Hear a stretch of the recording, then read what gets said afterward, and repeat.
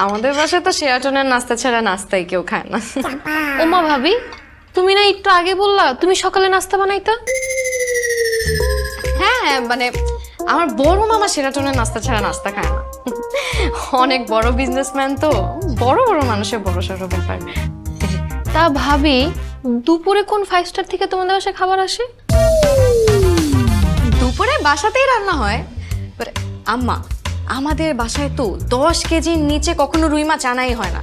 আর আমার আব্বা রুই মাছের বড় পেটি না হলে কখনো রুই মাছ মুখেই নেবে না।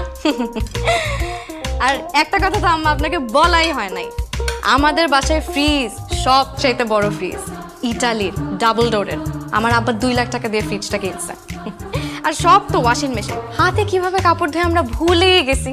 আমি বুঝি না আম্মা, আপনি সব কাজ এত কিছু একটা কাজের বউ দিয়ে কিভাবে সামলান? আমাদের বাসায় তো 3টা কাজের একটা রুটি। বোমা, ওদের সামনে এগুলা বলো না, বুঝলে না? আচ্ছা আম্মা, কিন্তু আমার মনে হয় আপনার এই বিষয়টা নিয়ে ভাবা উচিত, বুঝছেন? আমাদের বাসায় তো লোক কম, তারপরও